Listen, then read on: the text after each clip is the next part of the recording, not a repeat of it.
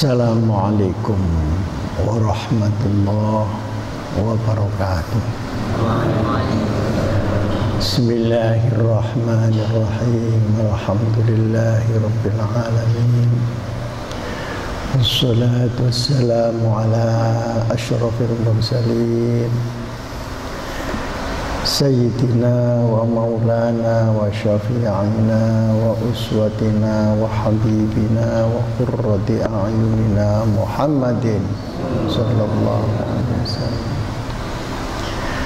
wa ala alihi wa sahbihi ila yaumil qiyamah. Rabbana atina min ladunka rahmah wa hayyi lana min amrina rasyada. Para jamaah, pada pagi ini saya ingin menjelaskan tentang hubungan kemasyarakatan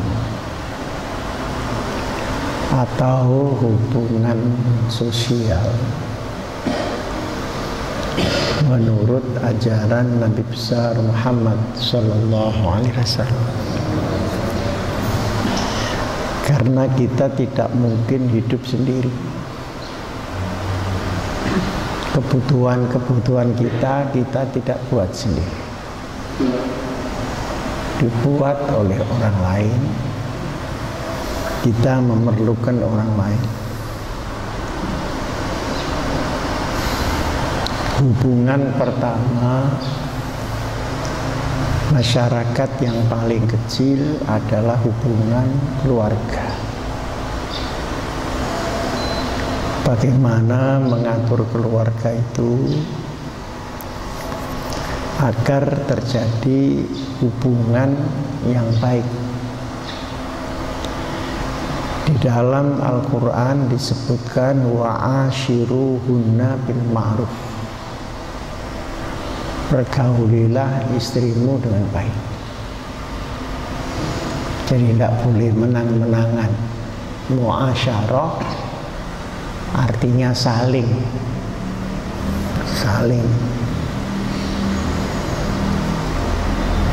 Apabila tidak ada masalah apa-apa, itu harus imsakun bil ma'ruf. Kita rumat, kita rawat istri bil ma'ruf dengan baik. Kalau terpaksa cerai, itu juga harus cerai yang baik. Tasrihun bi ihsan, dilepas karena ketidakcocokan. Tapi jangan sekali-kali mempermainkan talak, karena talak itu adalah pekerjaan halal yang dimurkai Allah. Halal kenapa? Karena memang haknya kalau tidak cocok ya bercerai.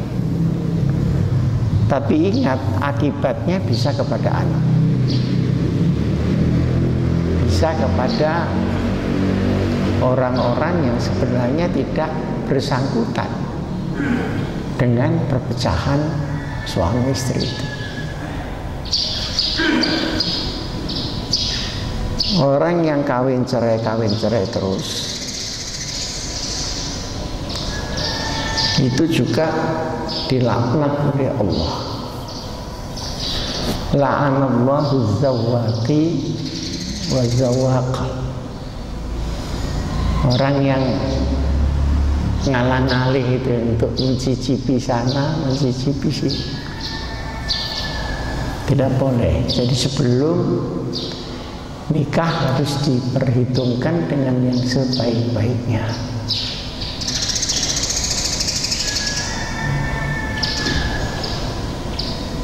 Nah, hubungan keluarga ini tidak mungkin tanpa bekerja. Seperti yang saya sampaikan itu, maka pekerjaan apapun mulia asal halal.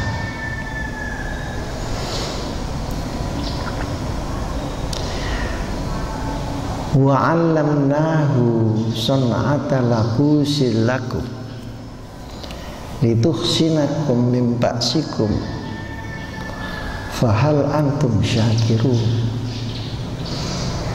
Jadi satu contoh keluarga yang kerjanya pandai besi itu mulia. Petani, pedagang, pekerja, sepanjang itu semuanya halal, itu mulia. Kalau perempuannya yang bekerja, maka diperlakukan haknya perempuan seperti yang saya sampaikan kemarin. Berkembang dari hubungan di dalam keluarga adalah hubungan dengan tetangga. Hubungan dengan tetangga ini harus saling menghormati. Man kana yu'minu billahi wal yawmil akhir falyukrim jarahu. Sabda Rasulullah sallallahu alaihi wasallam. Barang siapa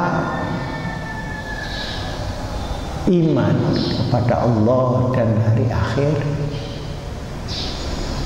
maka hendaknya dia menghormati tetangganya. Jadi bentrok di dalam tetangga itu harus dihindari. Karena kalau ada apa-apa, kita tidak memanggil saudara kita yang jauh, tapi kita memanggil tetangga kita yang dekat. Bahkan ada sabda Rasulullah, man kana yu'minu billahi wal yawmil akhir. Saya ini sakit mulai 2 hari. Fal yukrim jarahu walau kana kafir. Barang siapa iman pada Allah dan hari akhir, dia harus menghormati tetangga sekalipun tetangganya itu kafir. Nah, jadi sebenarnya antara muslim dan kafir itu tidak berbeda di dalam kemasyarakatan, tapi berbeda dalam akidah, ibadah, dan syariah. Di dalam masalah-masalah yang duniawiya, maka silahkan berhubungan. Nah, baru kalau orang kafir itu menyerang, nah baru kita bertahan. Nah, serangan ini harus dibalas sesuai dengan jurusan serangannya. Kalau mereka menyerang, misalnya di bidang ekonomi, seperti orang Yahudi yang memelaratkan negara-negara Islam, itu melawannya juga harus dengan gerakan ekonomi. Kalau kita diserang di bidang pendidikan, juga kita lawan dari sektor pendidikan. Begitu caranya. Kalau kita diserang secara fisik, nah mari kita lawan secara fisik, seperti di Palestina. Begitu karena diserang, mereka mau menjajah. Nah,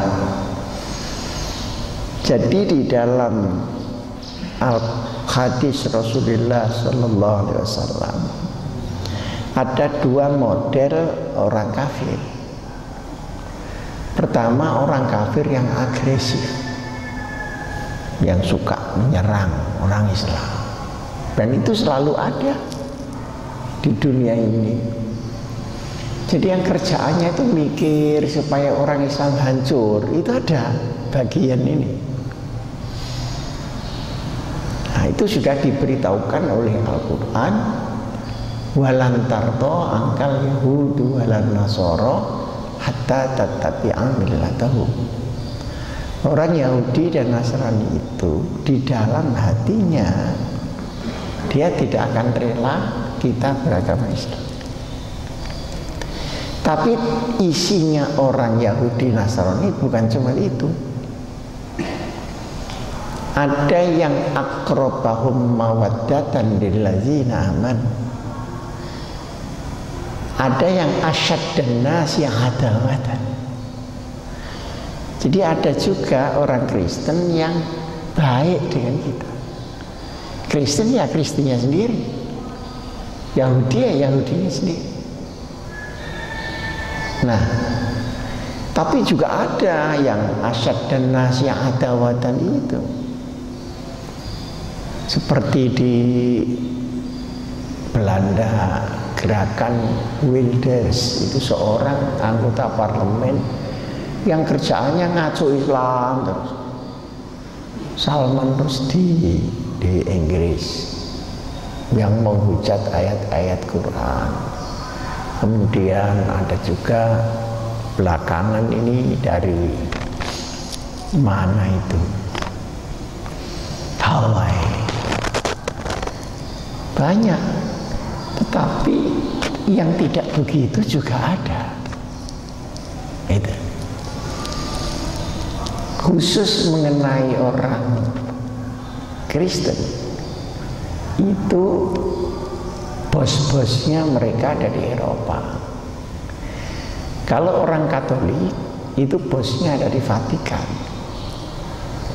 di Roma, ibu kota Italia. Nah, yang punya struktur sampai di bawah itu Katolik. Kalau Kristen itu sektenya saja lebih dari 700 mazhabnya itu. Nah, masing-masing harus punya gereja sendiri-sendiri. Nah, ini yang ruwet. Misalnya di Kukusan ini ada orang Kristen 2 dari gereja apa, misalnya gereja Bethel, itu dia tidak boleh di gereja yang lain. Nah, ini yang menjadikan mereka ngotot membuat tempat ibadah sendiri.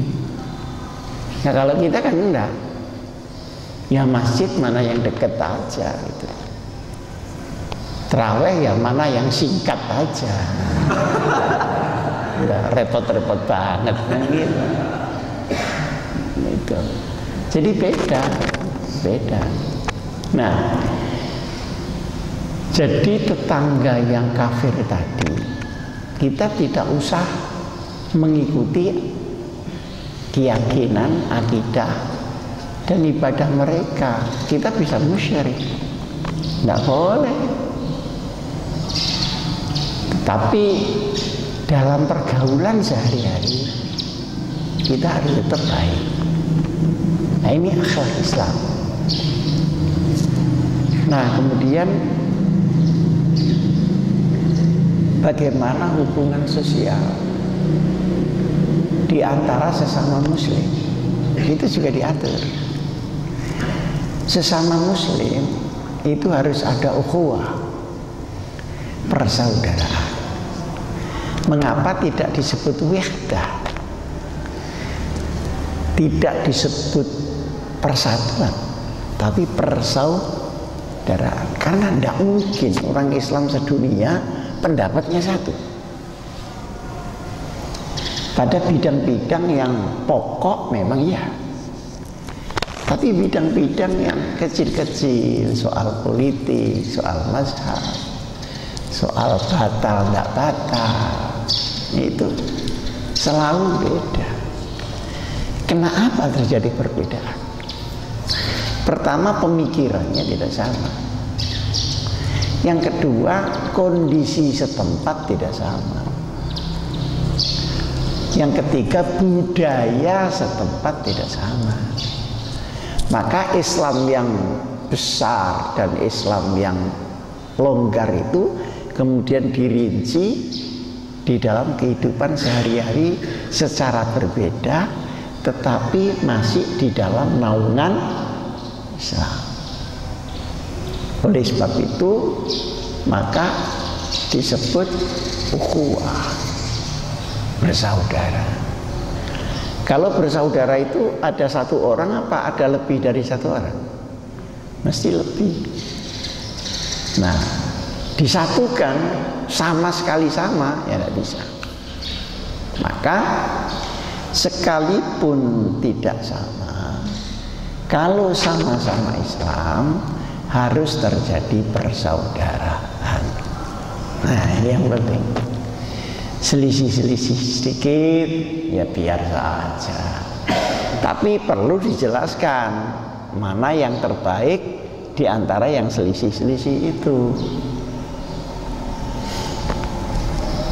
Dengan taklim dan dengan irsyad, dengan pelajaran dan dengan bimbingan.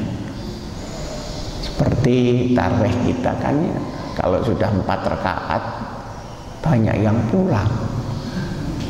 Ya biar kita anggap saja itu tarawih mini, korting 60%. Setahu saya di dunia manapun tidak ada yang 4 rakaat itu, cuma di Indonesia ini. Kalau 20 ada, 36 ada. Nah witir itu 1 bisa, 3, 5 ya semaunya, asal ganjil. Tapi ya biar nggak usah ribut, lebih baik daripada tidak tarawih. Tapi kalau kita ingin menjelaskan, itu harus dengan penjelasan, tidak boleh dengan pertentangan. Wah, kalau dulu tuh selisih tarawih itu takmirnya bisa pecah, masjidnya bisa ribut. Akhirnya kita mencari sunat yang wajib hancur. Persatuan itu wajib, khilafiyah itu sunat. Khilafiyah itu adalah perbedaan yang masih di dalam Islam. Nah, kecuali kalau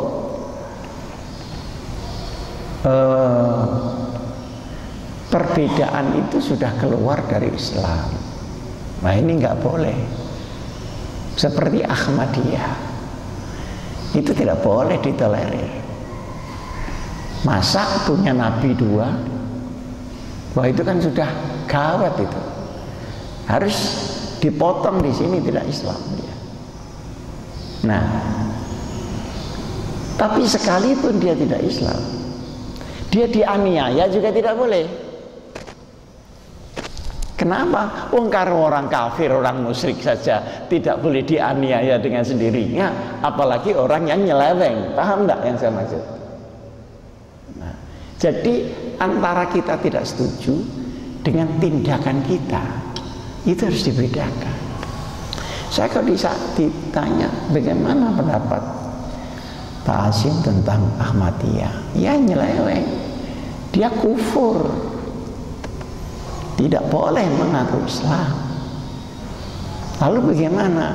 Harus didakwahi supaya kembali kalau mau. Kalau tidak mau ya kita jangan menganggap dia Islam. Tapi kalau terus rumahnya dibakar, terus bagaimana? Loh, apa haknya kita membakar rumahnya? Orang kafir sekafir-kafir pun tadi yang saya sebut, yang bertetangga itu saja harus dihormati.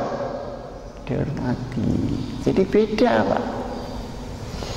Tapi karena kita tuh semangatnya semangat 45, jadi tidak cocok sedikit bakar, merasa mendapat pahala dari Allah Subhanahu wa Ta'ala. Tambah sadis, tambah besar pahalanya. Gimana itu? Akhirnya apa? Akhirnya kita dicaci maki orang sebagai orang yang tidak humanis, tidak berperi kemanusiaan. Jadi ada tatanannya. Orang membunuh begini hanya boleh ketika perang. Dan untuk perang itu haknya negara untuk mengumumkan. Jadi tidak boleh mengumumkan perang sendiri. Karena perang itu menghalalkan sesuatu yang haram. Orang membunuh orang kena kisos, tapi ketika perang tidak. Berarti bergeser hukum itu. Nah, kalau bergeser hukum, siapa yang punya wewenang untuk mengumumkan pergeseran hukum itu? Nah, ini semua ada tatanannya di dalam Islam. Jadi ada orang yang terlalu semangat sehingga pekerjaannya itu bakarin gereja. Saya pernah ngomong sama tukang bakar itu, kamu apa tidak salah bakar gereja? Kenapa? Gereja itu kalau kamu bakar dia tambah kaya. Kok bisa? Iya, karena saudara-saudaranya yang di Eropa, di sana urunan, dan mereka akan diganti 10 sampai 100 kali lipat. Nah, ini bedanya dengan orang Islam. Orang Islam Gaza diserang, kita cuma berteriak-teriak dari bundaran HI, dan itu teriakannya pun juga minta bayaran 100.000 sekali teriak. Nanti kalau kesandung ya 150.000. Beda kan? Jadi kewajiban untuk tolong menolong di Islam kita tinggalkan, orang lain yang tolong menolong. Orang Kristen sama Yahudi sekarang bersatu, Pak, di dalam perdagangan, di dalam perbankan, di dalam itu seluruh dunia. Nah, sementara kita tambah banyak jumlahnya, tambah banyak melaratnya gitu. Ya karena itu tadi nggak ada persatuan. Nah, saya akan mengambil contoh itu tadi yang Kristen. Saya akan mengambil contoh yang Yahudi. Yahudi itu sentralnya ada di Amerika.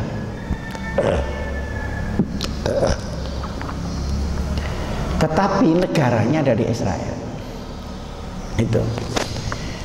Di Amerika itu ada 3 jenis Yahudi.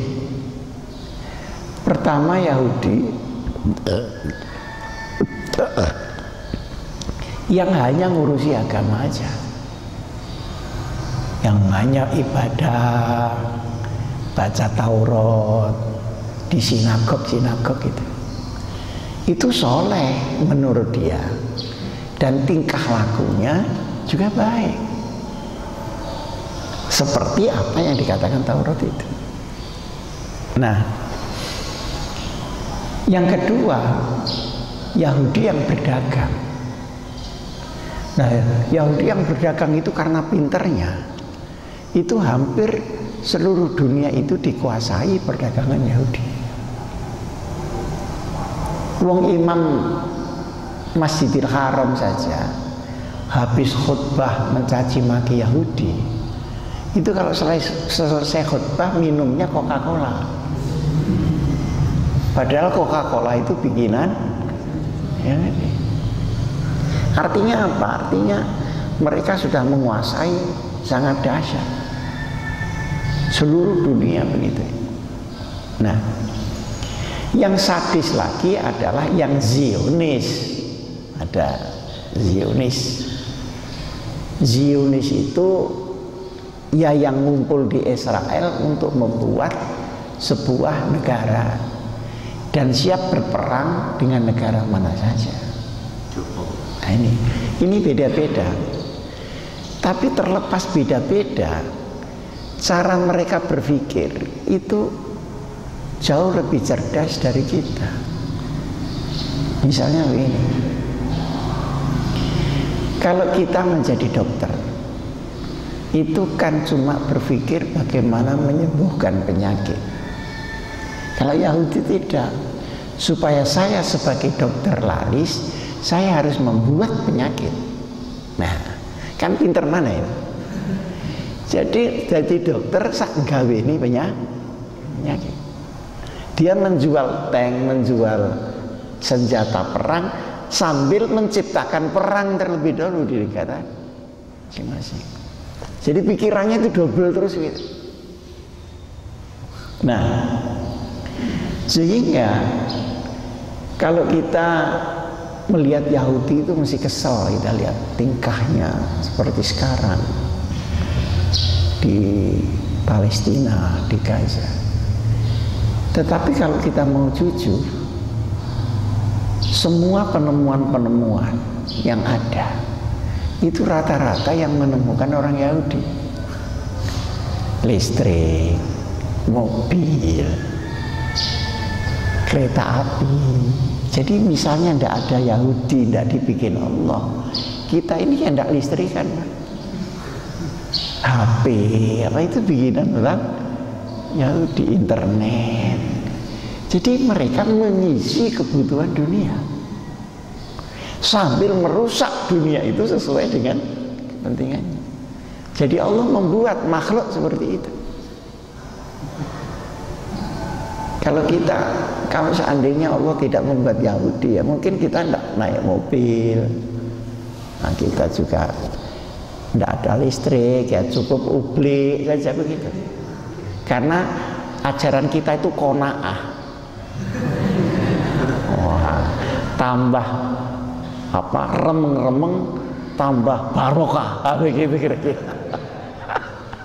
Jadi persepsinya itu beda. Seperti listrik itu, dari kawat sampai menyala itu 30 tahun baru ketemu. Diutek-utek terus sampai nyala gitu. Edison itu, Marconi yang membuat sepur, Ford yang membuat mobil, segala macam. Yang menemukan internet, anak muda-muda Yahudi di Amerika, sama anak-anak muda Yahudi di Jerman. Nah, maksud saya begini, kita mewaspadai akidah-akidah yang ada, kejahatan, kekerasan, tapi hendaknya kita juga berjuang agar SDM kita ini naik, sehingga bisa menciptakan berbagai macam hal. Nah, seharusnya begitu kompetitifnya. Nah, di dalam masyarakat yang beragama lain itu ada aturannya di dalam Islam. Jadi yang menyangkut agama ini tidak boleh campur, musyrik gitu, bisa kafir. Nah, tapi kalau untuk pergaulan, mari. Jadi jangan karena kita semangatnya sehingga kemasyarakatannya dirusak. Tapi kadang-kadang karena kita sangat sembrono, gayanya seperti orang Kristen gitu. Ada tokoh NU yang bilang, ini orang NU yang jurusan Kristen gitu. Ini orang NU sampel gitu. Jadi tidak ada NU jurusan Kristen, akidahnya beda, tapi muamalahnya itu bisa disatukan. Ada yang orang Islam sangat liberal, nanti KTP agamanya mau dihilangkan supaya samar antara Kristen dengan Islam, misalnya begitu. Ya itu jangan diikut, itu tasahul. Tasahul itu artinya menyembronokan agama. Tapi yang tasyadud, ngobong aja itu jangan ikut, sudah. Yang benar itu tawassut. Tawassut itu garis lurus di tengah, al-wasatiyah, proporsional kalau bahasa sekarang. Proporsional itu ya apa adanya di dalam agama itu, tidak usah ditarik terlalu keras, tidak usah ditarik terlalu sembrono. Nah, dalam kondisi seperti itu, insya Allah ada di dalam ajaran Nabi besar Muhammad Sallallahu Alaihi Wasallam. Dulu waktu tahun kedua Hijrah, setelah perjanjian